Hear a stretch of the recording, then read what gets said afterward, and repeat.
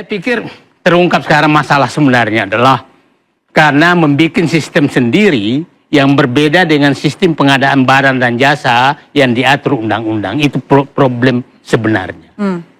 Karena terlalu kreatif ingin melaksanakan keinginan presiden, akhirnya terjebak semuanya menjadi pintu jendela masuknya intervensi. Nah, karena harusnya pada saat itu koordinasi dong dengan badan pengadaan barang dan jasa pemerintah. Bukan membuat sistem sendiri. Karena ini pengadaan barang dan jasa pemerintah. Nah, sehingga, tapi beginilah. Saya ingin menyatakan, saya apresiasi kepada Presiden Prabowo melakukan pembersihan di kamar kerja beliau. Karena saya anggap BGN ini, SPPG ini adalah program beliau di kamar beliau.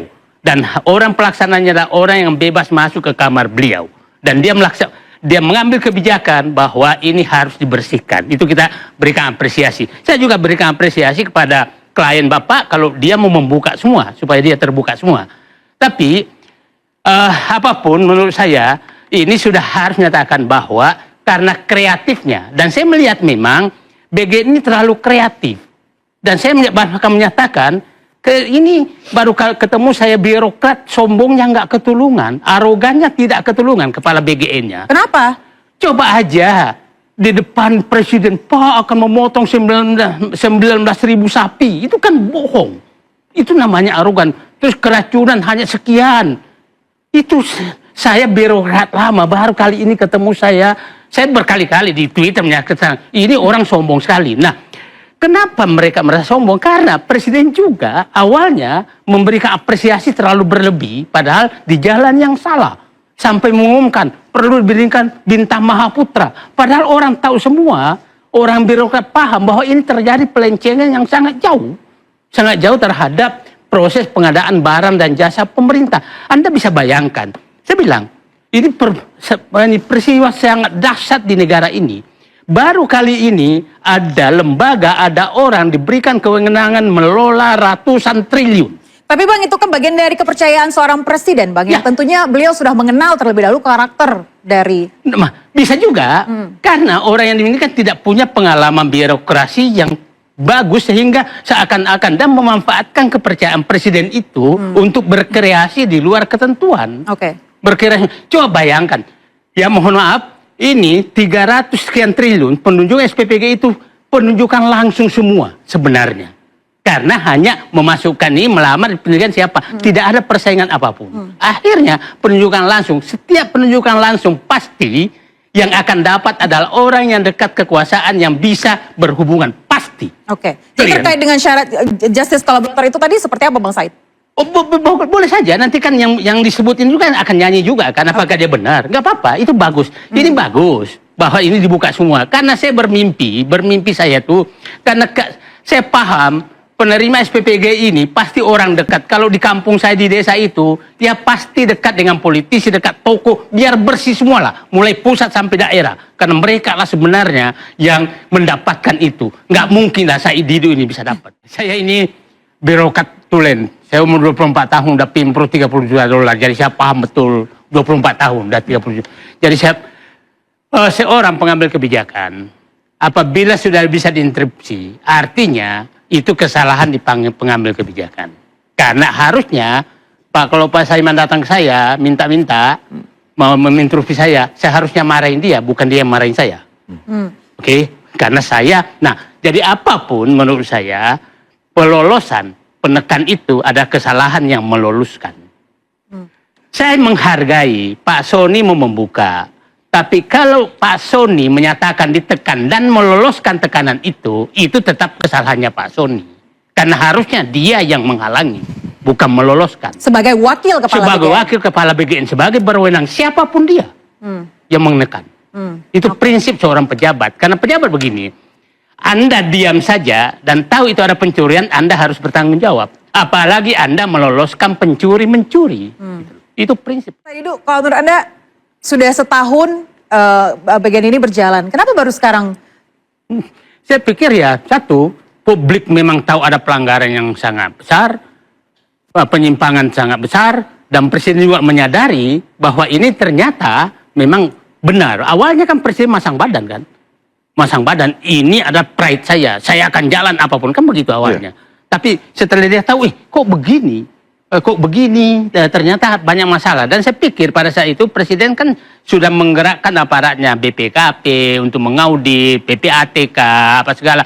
Dan saya pikir ini agak ribet nih, karena PPATK udah masuk. Dia tahu persis aliran dana kemana dan siapa. Dia udah ada datanya. Nah, perlu kita ingat bahwa korupsi itu bukan hanya pelanggaran hukum. Sesuai hukum, tapi ada sogokan, itu tetap korupsi. Jadi jangan dianggap korupsi itu hanya karena melanggar hukum. Walaupun hukumnya sesuai semua, tapi ada sogokan, itu tetap korupsi. Karena itu namanya gratifikasi. Nah, selalu orang menyatakan, saya tidak merugikan negara. Enggak, kau menjual jabatanmu, itu adalah korupsi. Nah, terjadi jual beli nanti di bawah, tanpa pengawasan, itu juga terjadi korupsi. Karena jual beli ini menyebabkan beban negara naik. Karena kosnya naik kan berarti beban negara naik. Nah, itulah menurut saya ini dahsyat nih. Kalau saya berharap ada S3 doktor meneliti ini, karena ini dahsyat sekali, ini sistematis sekali, mulai dari pembuatan peraturan sampai segala-galanya, ini dahsyat sekali. Ini bagaimana korupsi terjadi di Indonesia. Mungkin kita cari program doktor, siapa tahu Bahlil mau doktor lagi, ini bisa dijadikan bahan penelitian nih. Solusinya kira-kira nggak yang akan saya melihat Presiden udah menjadi realistis kok.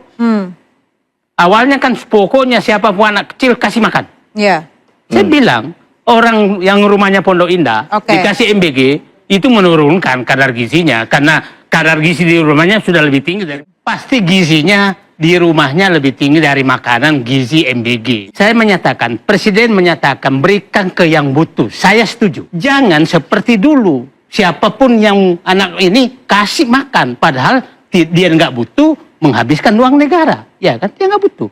Jauh ini Bang Said, langkah dari pemerintah, efisiensi anggaran, tadi filtering untuk SPPG itu sudah di jalan yang benar ya? Sudah saya belum menyatakan begini. Ini seakan-akan BG ini lembaganya Presiden yang tidak bisa ada yang menyentuh sebelumnya loh ya. Bayangkan Menteri Keuangan melarang beli motor jalan juga. Korupsi lagi? Ya, korupsi. Jadi maksud saya, ini seakan-akan lembaganya Presiden yang tidak boleh ada yang menyentuh. Pernah nggak DPR mengkritik MBG? Karena kebagian juga, ya nggak juga kan? Nah, ini menurut saya memang... Karena ini misi mulia, Bang Said. Bukan mulia, misinya mulia, pelaksananya dirampok. Itu yang masalahnya. Bang Said, seperti apa caranya untuk menggali lebih dalam bagi Kejagung untuk menemukan tersangka-tersangka lain? Saya punya keyakinan Presiden pasti punya data yang lengkap. Karena BPKP sudah turun. Kejaksaan Agung sudah turun. PPATK turun. Artinya semua yang Pak Krisna itu sebutkan pasti umpamanya, pasti itu ada aliran yang ketahuan. Nggak mungkin tidak gitu loh. Jadi karena ini sudah masuk PPATK, artinya yang menyetor ke siapa menyetor itu sudah datanya. Jadi susah. Nah, saya ingin mengingatkan tadi, itu kan seakan-akan kalau arahan Presiden seakan-akan bisa memberi penunjukan langsung. Itu kan seakan-akannya. Harus ingat, tadi kan pasalnya menyatakan harus ada nota apa segala. Saya ingin sampaikan pengalaman terhadap 2 mantan menteri yang sedang ini. Tom Lembong, itu arahan Presiden. Tapi tidak ada tertulis, maka yang salah Tom Lembong. Oke? Yang kedua, si Menteri Nadiem Makarim. Dia sudah menyatakan arahan Presiden, tapi tidak ada tertulis, tidak ada nota, maka yang salah adalah Nadiem. Jadi, memang birokrat kita tuh harus hati-hati sekali. Saya bilang, Dirut BUMN banyak sekali masuk penjara, seperti Bu Karen, arahan Presiden, tapi tidak tertulis, maka masuk penjara. Nah, itu saya ingatkan kepada menteri, kepada pejabat, arahan Presiden baru boleh jalan kalau ada dulu hasil sidang kabinet. Saya kalau melaksanakan sesuatu, mana sidang kabinetnya? Tertulis. Kalau ada, maka kita bebas tanggung jawab. Selama hanya omon-omon, Anda yang bertanggung jawab. Nah, selama tadi BGN, kepala BGN, wakil kepala BGN, hanya lisan, tidak ada tertulis, maka yang bertanggung jawab adalah kepala BGN dan wakil kepala BGN. Itu prinsip hukum. Pasti Pak Krisnamurti paham. Tanggapan Anda, Pak Krisna? Ya, kalau buat saya adalah fokus kepada justice lagi, ya kan, bahwa apa yang dijustiskan oleh klien saya semua ada di dalam handphone yang saat ini disita oleh Kejaksaan Agung. Ya kan, ketika saya tanya ya kan kepada klien saya, bahwa apa buktinya, ya kan orang-orang ini mengatensi, orang-orang meminta, menekan dan sebagainya, semua ada chatnya, ya kan di dalam Kejaksaan Agung. Jadi sekali lagi bahwa dan kita udah minta juga kepada penyidik chat itu untuk dicantumkan di dalam berita acara. Maksud Anda salah satunya adalah orang yang tadi Anda katakan memberi tekanan kepada Pak Soni? Ya, ya kan artinya bahwa jangan dianggap bahwa kita asal asal ngomong, ya kan terkait orang-orang ini terlibat. Orang ini satu, chatnya ini, PIC-nya ini, chatnya ini, semua nanti akan diuraikan oleh klien saya. Bagus. Ya. Bagus. Oke. Kalau menurut Bang Said sendiri, bagaimana kemudian caranya untuk Kejagung menggali lebih banyak lagi mungkin orang-orang yang terlibat? Mungkin dari mitra SPPG atau sebagainya, mungkin ada solusi dari Anda? Saya berharap SPPG yang bekas nyogok ini ngaku aja lah sekarang. Ya, daripada Anda sudah bayar dan ditutup juga dapurnya, mending ngaku aja, Pak, saya juga nyetor, tolong kembalikan uang saya. Aman. Karena yang punya dapur ini pasti tegang juga. Oh, sementara juga ditangkap juga kita ini. Karena PPATK sudah punya uang itu siapa yang bayar, kemana bayarnya. Jadi pemilik dapur yang sedang nyogok, udahlah, salah istihara malam ini, besok ngaku. Ya, masuk untuk perbaikan. Oke. Tapi saya berharap Presiden jangan berhenti di sini karena sepertinya orang-orang yang diangkat melaksanakan program prioritas Presiden itu hanya berpegang kepada arahan Presiden. Dia mengabaikan good governance dengan good corporate governance sehingga bablas. Nah, itu yang paling bahaya. Dan semua masalah ini karena program prioritas Presiden itu akan berbalik ke Presiden.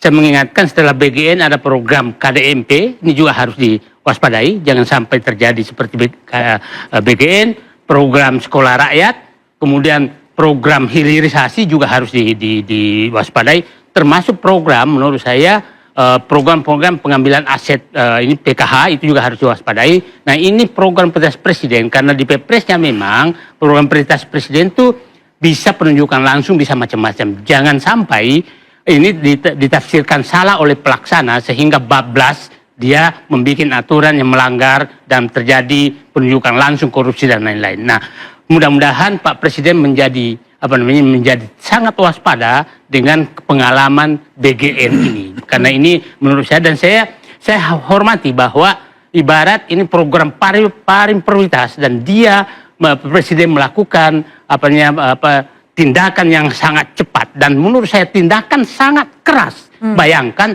orang baru dipecat langsung dikerangkeng. Itu kan tindakan menurut saya yang sangat keras. Dan kepada orang-orang sekitar Presiden, jaga, amankan Presiden. Jangan karena kelakuan kalian dengan seakan-akan mendapat kepercayaan Presiden, Anda mengkhianati Presiden.